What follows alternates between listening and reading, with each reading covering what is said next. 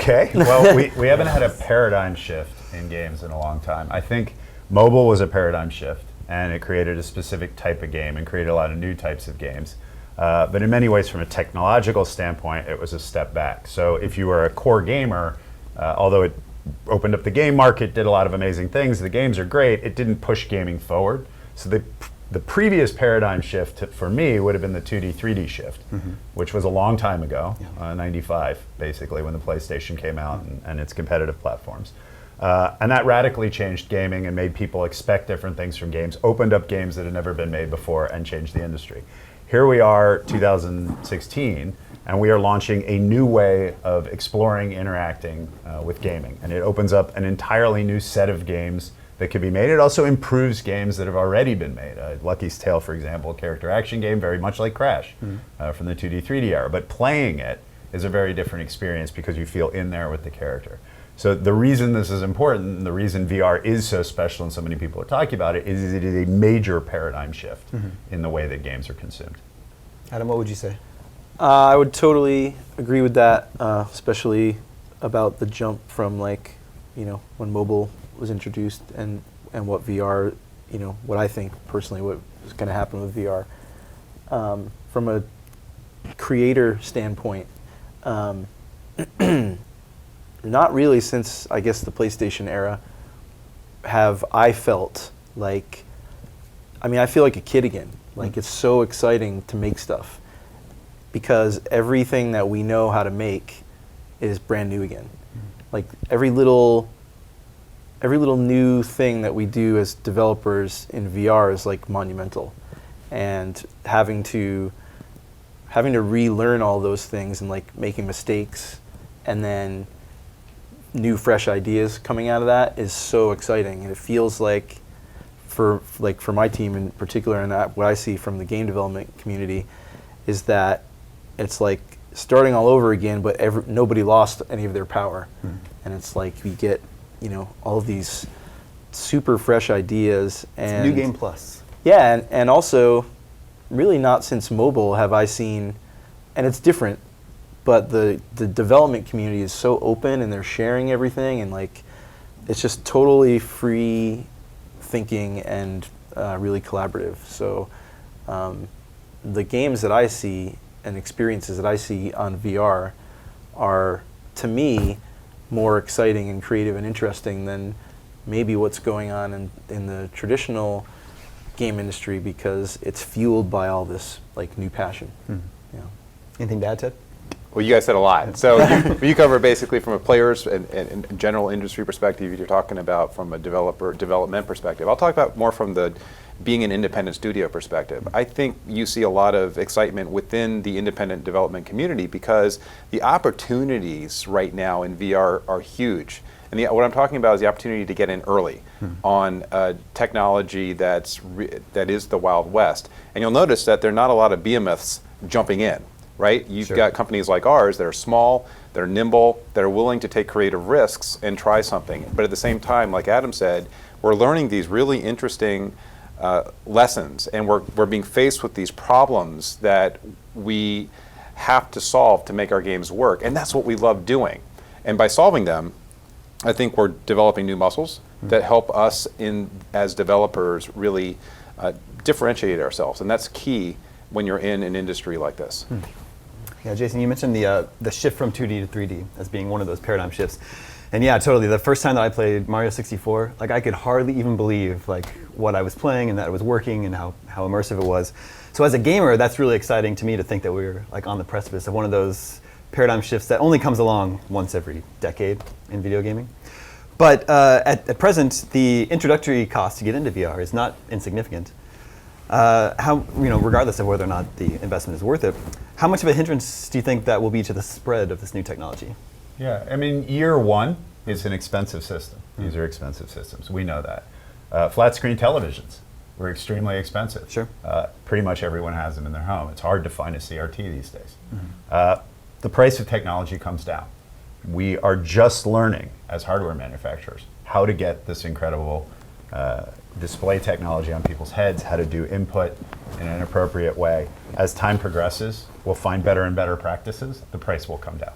So while yes, today it's easy to say this is a barrier, it's not a barrier for a long time. We've seen this happen 100 times. Like nobody would say the price of this cannot come down. And if you can't find someone who can say that, you know eventually the price won't be the hindrance. So then the question is there quality content there?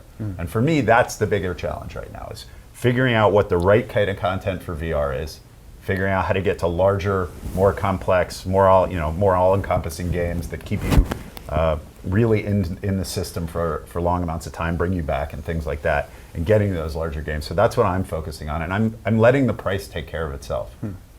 Adam and Ted, while you're making a VR game, is the price in your mind, or are you just trying to make the best game you can? Not for me. Yeah. And we're definitely focused on the content. Sure. And something interesting about where we are today, I think that it was a relatively easy transition from us in terms of our technology from more traditional games into VR, because engines have gotten so much more powerful. So to be able to run a game at 90 hertz versus today versus say 5 years ago or 10 years ago is a much more straightforward process. Even though, as I said before, there are a lot of things we have to learn about how to design appropriately. So it's been a nice confluence of where tech is and having a new platform that allows us to take advantage of the cool things our tech can do, that lets us make that content and really push the kind of things that we think people are going to be wowed by when they put on a headset. When would you guess the price would hit that mass market sweet spot? To put it another way, when is VR the Wii? Yeah, it's really hard to guess. That we all believe fundamentally that there will be a hockey stick. When exactly that hockey stick will happen is hard to say. I believe this first generation of software is going to blow it's just going to blow the socks off of people, how good it is and how different it is and how special it is. Having said that, when you get past 3 million, 5 million people and you get to the real mass market, they need a certain type of pulp game that we don't have this year. They need a polish that maybe a second or third generation game can bring to the market. These are first generation games.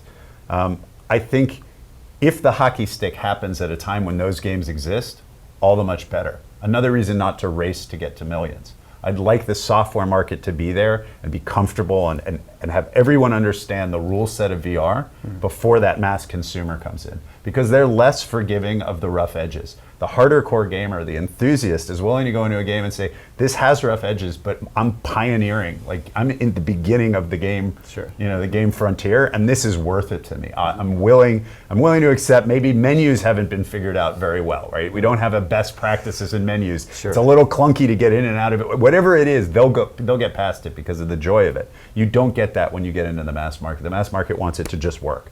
Sure. Yeah. Adam, you have something to add? No, I mean, Jason kind of nailed it, but it is about, like, it's exciting to be first, and about taking those risks and really, like Jason said, being okay with it's not perfect yet, right? And it's just very exciting to have, like in our case for our game, like the thing that won me over. I mean, it wasn't even a win over.